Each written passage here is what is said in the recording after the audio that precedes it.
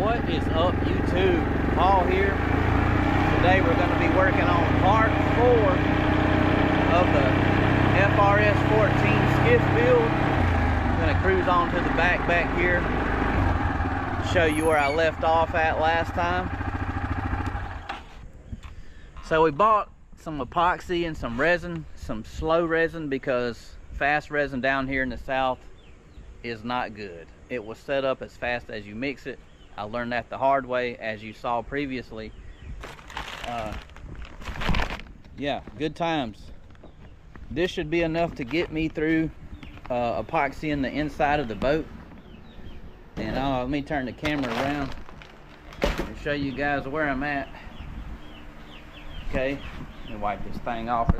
So last time, I think I left off, we were putting the transom on.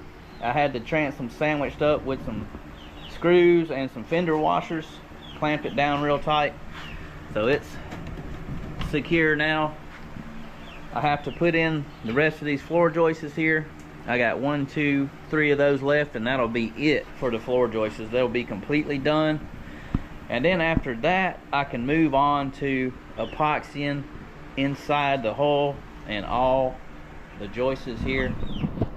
Cannot wait to get started on that, because once you get done with that, you can flip it over and you can start filling in the cracks on the bottom side, sanding the hull down, and then you can start glassing the hull.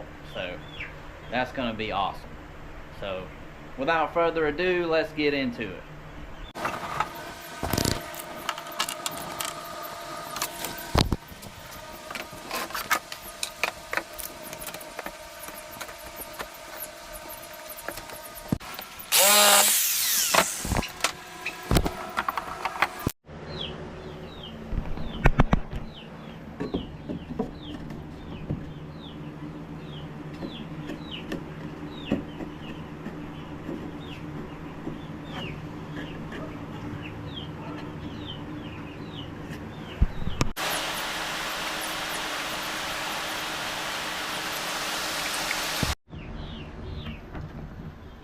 This is the type of rain I've been getting lately. This is absolutely insane. Just about need a boat to get to my front door. Garrett's little project he's been working on there is, he just can't ever get out here and finish it.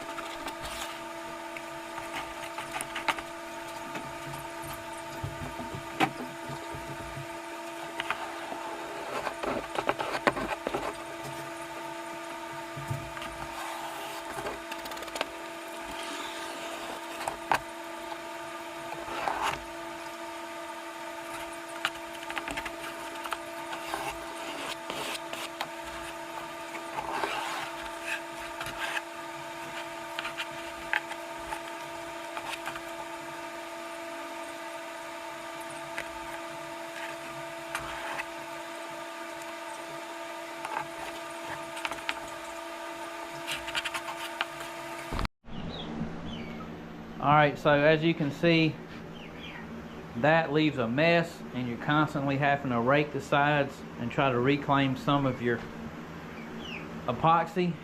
So what I've done, I got some refillable caulk tubes, and we're going to put our filleting material in these tubes. And the end of these tubes, you can cut them as big as you want, so if you can make a nice joint here. And this will be a lot cleaner and easier to use than sitting there trying to push it in the hole with a stick. So I think this is going to speed up the process and make everything a lot cleaner.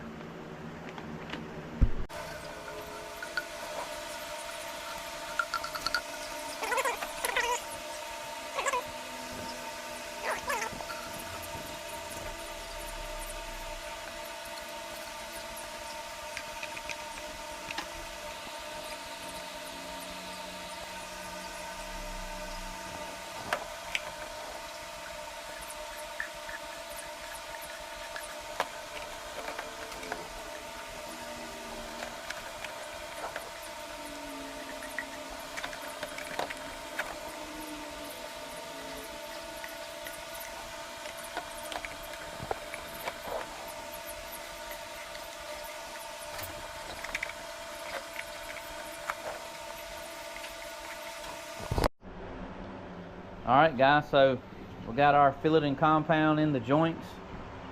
I pulled the zip ties out after they dried, and now I have to go back in and fill in where the zip ties were. I ran out of this particular brand and had to go back to the Cavasil brand, which is kind of clear. But this is how you stiffen the bottom. I got everywhere there's a stringer.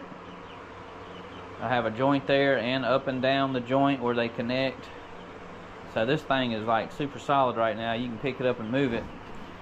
Now I just have to get up here. This was tucked under the stairs for so long because it was raining. I couldn't work on this particular part, but now I can go in here and put fillet compound on the edges and around the bulkhead here.